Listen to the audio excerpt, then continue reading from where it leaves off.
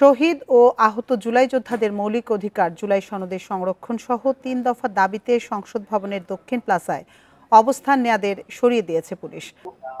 কিছুক্ষণ আগেও একটা থমথমে পরিস্থিতি বিরাজ করছে। কিছুক্ষণ আগেই পুলিশ এবং আইন শৃঙ্খলা বাহিনীর সদস্যরা জুলাই যোদ্ধাদের ধাওয়া পাল্টা ধাওয়ার মাধ্যমে কিন্তু তাদেরকে সরিয়ে দেওয়া হয়েছে। এখানে প্রায় শত শত জুলাই যোদ্ধারা অবস্থান করেছিলেন, তাদেরকে কিছুক্ষণের আগেই তারা সরিয়ে দিয়েছেন এবং তারা কিন্তু এখানে বিভিন্ন ধরনের তারা আগুন জ্বালিয়ে বিভিন্ন ধরনের স্লোগান দিয়ে তারা কিন্তু এর প্রতিবাদ জানিয়েছে। আর কিছুক্ষণ আজ সকাল থেকে আপনি জানেন যে জুলাই সনদ স্বাক্ষর হওয়ার যে দিনটি আজকে রয়েছে, সেই দিনটিকে অনুষ্ঠান শুরু হবার আগেই মূলত তারা সংসদ ভবনের দক্ষিণ গেটে জুলাই যোদ্ধারা অবস্থান করে সকাল থেকে, এবং সকাল থেকে তারা স্লোগান দিতে থাকেন। তখন থেকে আসলে আইন শৃঙ্খলা বাহিনীরা তাদের নানাভাবে সতর্ক করেছে, কিন্তু তারা আসলে তাদের যে দাবি, সেই দাবি নিয়ে তারা কথা বলেছে এবং তাদের যে দাবি যে জুলাই সনদে তাদের আইনি ভিত্তি, জুলাই সনদের আইনি ভিত্তি দেওয়া হয়নি এবং জুলাইয়ের যে আহত রয়েছে তাদেরও চিকিৎসার কোনো ব্যবস্থা নেওয়া হয়নি, তাদেরকে জুলাই সনদে তাদের কোনো স্বীকৃতি দেওয়া হয়নি। এই ৩ দফা দাবি নিয়ে তারা মূলত সকাল 10টা থেকে আসলে এই আন্দোলন শুরু করে সংসদ ভবনের দক্ষিণ গেটে। তো সেই ধারাবাহিকতায় কিন্তু তারা আন্দোলন তারা চালিয়ে যাচ্ছিলেন, স্লোগান দিচ্ছিলেন এবং তারা পুলিশের সাথে, আইন শৃঙ্খলা বাহিনীর সাথে তারা কথা বলছিলেন। এবং তার আগে যেই দক্ষিণ গেট ছিল, সেই দক্ষিণ গেট উপরে অর্থাৎ কিন্তু দেয়াল টপকে কিন্তু আসলে অনেক জুলাই যোদ্ধা ভিতরে ঢুকে পড়ে এবং ঢুকে পড়ে কিন্তু চারপাশের গেটগুলোই আসলে বন্ধ করে দেয়, যে কেউ যেন আসলে এখানে ঢুকতে না পারে। এবং এখানেও তারা গেটে অবস্থান করে। তারা আসলে আজকে যে দাবি আছে তাদের, সেই দাবি না মানা পর্যন্ত বা জুলাই সনদ সংস্কার করা না পর্যন্ত তারা চায় না যে আসলে এটা স্বাক্ষর হোক। তো সেই জায়গা থেকে আসলে এখন তারপরে বলা যায় দুপুর 1টার দিকে আসলে পুলিশ, আইন শৃঙ্খলা বাহিনী চড়াও হয় তাদের উপরে। চড়াও হওয়ার পরে তাদেরকে ধাওয়া পাল্টা দেওয়া শুরু হয়, টিয়ার শেল থেকে শুরু করে সাউন্ড গ্রেনেড এবং টিয়ার শেলের মাধ্যমে তাদেরকে দমিয়ে দেওয়ার চেষ্টা করা হয়। তারাও ইট পাটকেল নিক্ষেপ করা শুরু করে। সেই জায়গা থেকে অনেকেই কিন্তু আহত হয়েছেন। আমি একটু দেখাচ্ছি এখন যে এই যে মানিক মিয়া এভিনিউ, সেই মানিক মিয়া এভিনিউর যে চিত্রটি, সেই মানিক মিয়া এভিনিউর চিত্রটি, পুরো মানিক মিয়া এভিনিউ কিন্তু পুরো মানিক মিয়া এভিনিউ যে রাস্তাটি, এই মাথা থেকে ও মাথা পর্যন্ত যদি আমি দেখাই, একদম শেষ মাথা পর্যন্ত মানিক মিয়া এভিনিউর সম্পূর্ণ তাদেরকে সরিয়ে দেওয়া হয়েছে এবং সেই একদম রাস্তার মাথায় কিন্তু একদম তারা আইন শৃঙ্খলা বাহিনী উপস্থিত রয়েছেন, যাতে এই রাস্তায় আসলে মানিক মিয়া এভিনিউ তো যেন আর কেউ কোনো জুলাই যোদ্ধা ঢুকতে না পারে।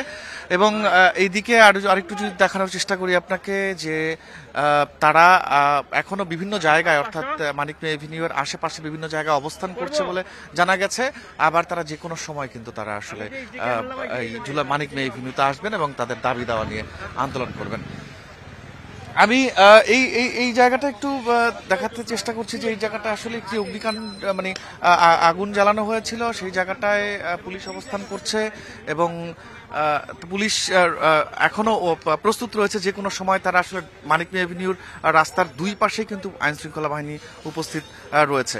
তো এখানে বেশ কয়েকজন জুলাই যোদ্ধা কিন্তু আহত হয়েছেন, তাদেরকে অ্যাম্বুলেন্স বা বিভিন্ন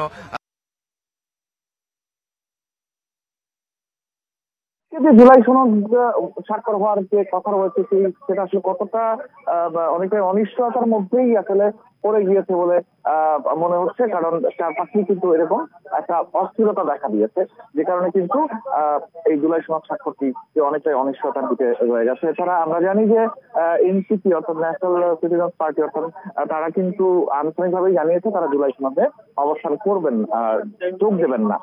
সেই জায়গা থেকে আগেই কিছুটা অনিশ্চয়তার লক্ষণ ছিল, সেই জায়গা থেকে এই ঘটনায় আসলে আরো বেশি অনিশ্চয়তার দিকে চলে গিয়েছে, যে আজকে আসলে অনিশ্চয়তার দিকে চলে গিয়েছে যে আজকে আসলে জুলাই সনদ স্বাক্ষর হবে কিনা আসলে সেটা।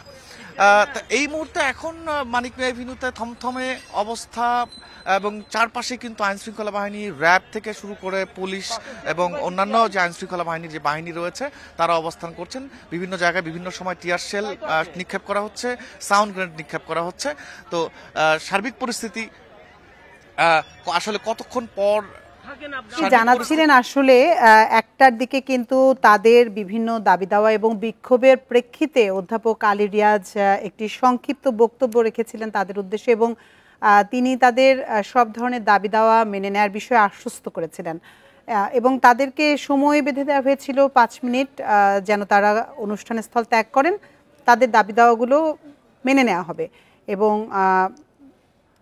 এরপরেও যখন তারা ঘটনাস্থল ত্যাগ করে না তখন পুলিশ তাদেরকে সরিয়ে দেওয়ার চেষ্টা করে এবং সরিয়ে দেয়। বাইরে গিয়ে তারা মানিক মিয়া অ্যাভিনিউতে, সংসদ ভবনের বাইরে গিয়ে তারা আবারও বিক্ষোভ প্রদর্শন করেন। তাদের হাতে লাঠিসোঁটা দেখা যায়, তারা ইটপাটকেল নিক্ষেপের চেষ্টা করেন। পুলিশ তাদেরকে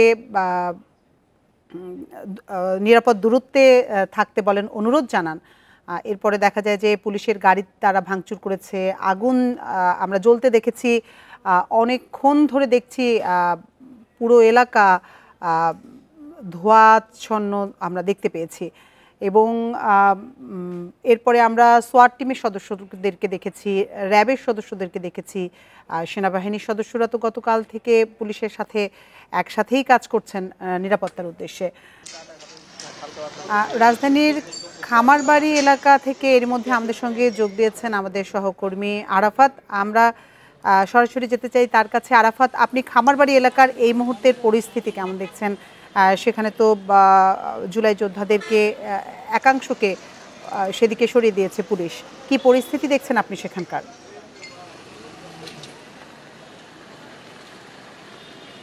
এখানে আমরা কিছুক্ষণ আগে এসে এখানে যতটুকু দেখেছি যে পুলিশের উপরে ইট পাটকেল ছোড়া হয়েছে এবং কিছু ইট পাটকেলের ছবিও আমরা হয়তো রাস্তায় দেখাতে পারবো। এরপরে রাস্তাতে 2 জায়গাতে এরা আসলে কারা ছিলেন আমরা ঠিক আইডেন্টিফাই করতে পারিনি, তবে তাদের সবারই মোটামুটি একই ধরনের গেঞ্জি পরা ছিল, অর্থাৎ আমরা জুলাই যোদ্ধা বা জুলাই যারা আহত ওদেরকে বলতে পারি, তবে আমরা আনুষ্ঠানিকভাবে এটা এখনো বলতে পারছি না। আমরা যেটা দেখেছি গত 15 মিনিট ধরে এখানে মোটামুটি একটু মারমুখী অবস্থানই তৈরি হয়েছিল। আপনি দেখছেন যে এখানে এই 5-7 মিনিট ধরে বৃষ্টি শুরু হয়েছে। সেই বৃষ্টির কারণে পুলিশ সদস্যরা স্পটে এইখানে দাঁড়িয়ে আছেন এবং কিছু ছাত্র বা জুলাই যোদ্ধারা এখানে রাস্তার উপরে বিভিন্ন জিনিস দিয়ে আগুন ধরিয়েছিলেন এবং খামারবাড়ির মোড়টাতে যে জঙ্গল পরিষ্কার করে যেই উচ্ছিষ্ট রাখা হয়েছিল সেইগুলোতেও আগুন ধরিয়ে দিয়েছেন জুলাই যোদ্ধাদের একটি অংশ। আর এখনো দেখতে পাচ্ছেন যে রাস্তায় আগুন জ্বলছে। আমরা এখানে আসার সময় ফার্ম গেটের থেকে যে খামারবাড়ির যে রাস্তাটি আছে সেই রাস্তাটি বন্ধ পেয়েছি, অর্থাৎ সেইখানে পুলিশ ব্যারিকেড দিয়ে সেটি বন্ধ করে রেখেছিল এবং আমরা সেই বিজয় সরণি হয়ে এদিক দিয়ে আসতে হয়েছে।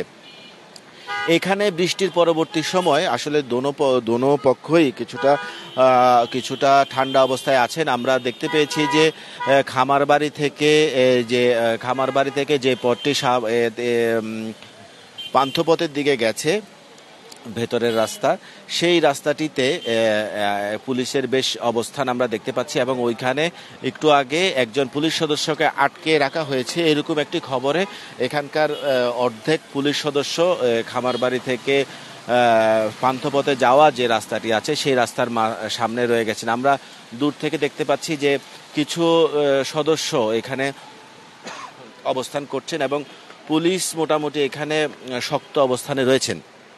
যদিও আমরা এখনো পর্যন্ত এখানে সেনা সদস্যদের এই মোড়টাতে এখনো দেখতে পারিনি। বৃষ্টি আসার কারণে পুলিশ সদস্যরা মোটামুটি 2টি ভাগে ভাগ হয়ে গেছেন। একটি গ্রুপ আপনি আমাদের সামনেই দেখতে পাচ্ছেন, আর একটি গ্রুপ আছে আমাদের বাম পাশে অবস্থান করছেন, আর একটি গ্রুপকে অর্থাৎ 50 থেকে 100 জনের একটা গ্রুপকে আমরা এখানে যে খালি মাঠটি রয়েছে সেই খালি মাঠের এখানে আসতে দেখেছি। তবে আমরা যতটুকু বুঝতে পেরেছি যে এইখানে যে আজকে যে অনুষ্ঠান সেই অনুষ্ঠানে যে সমস্যা হওয়ার কথা যে অবস্থান করছিল সেই অবস্থানকে ছত্রভঙ্গ করে দেওয়ার পরে তারা এখানে এসে খামারবাড়ির এই জায়গাটিতে অবস্থান নেয়, অর্থাৎ খামারবাড়ির যে মূল সড়ক দ্বীপটি সেই সড়ক দ্বীপে অবস্থান নেয় এবং এই সড়ক দ্বীপে অবস্থান নেওয়ার পরবর্তী সময় পুলিশ সদস্য এবং যারা আন্দোলনকারী অথবা যারা বিক্ষোভকারী ছিলেন তাদের ভিতরে ধাওয়া পাল্টা ধাওয়া ইট পাটকেল নিক্ষেপ করা হয়। এবং আপনি জানেন যে বৃষ্টির কারণে এখন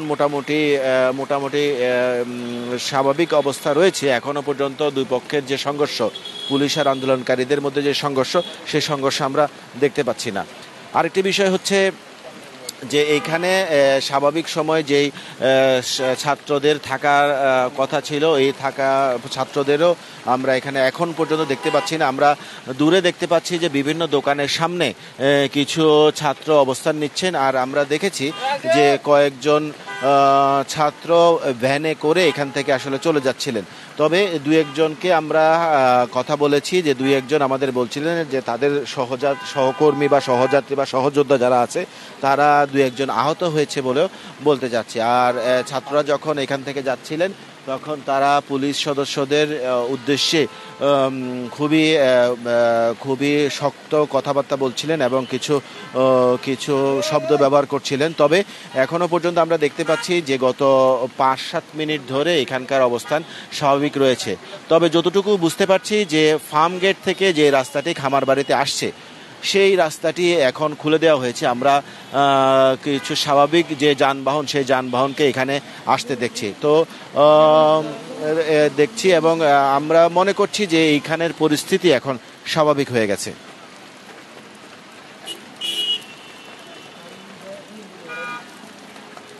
রাফাত, যখন আপনি খামারবাড়ি এলাকায় পৌঁছান, জুলাই যোদ্ধা কাউকে আপনি দেখতে পেয়েছেন কিনা, তাদের কারোর সাথে কথা হয়েছে কিনা, বা পুলিশের পক্ষ থেকে কারোর সাথে আপনি কথা বলতে পেরেছেন কিনা, তারা কি জানিয়েছে আপনাকে?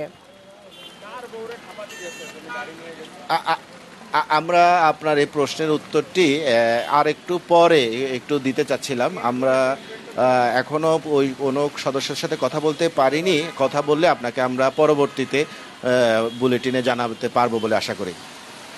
ওই এলাকায় আপনি বলছিলেন যে খামারবাড়ি থেকে যেই সড়কটি পান্থপথের দিকে গেছে সেখানে পুলিশের সদস্যরা আছেন। অপর প্রান্তে কোনো নিরাপত্তা ব্যবস্থা বা নিরাপত্তা বেষ্টনী আপনি দেখতে পাচ্ছেন কিনা? কারণ আমরা যেমনটি দেখেছিলাম দুপুর 1:45টার দিকে জুলাই যোদ্ধাদের এক পক্ষকে এদিক থেকে সরিয়ে দিয়েছে পুলিশের সদস্যরা। আমরা আসলে বৃষ্টির কারণে যে অবস্থানে আছি সেই অবস্থানে আমাদের এখন এর চেয়ে বেশি কিছু বলা সম্ভব হচ্ছে না। আমরা আপনার প্রশ্নগুলো পরবর্তী বুলেটিনে দিতে পারবো বলে আশা করছি। আরাফাত, আপনি আরো তথ্য সংগ্রহ করতে থাকুন, আমরা পরবর্তীতে আবার আপনার সাথে যোগাযোগ করব।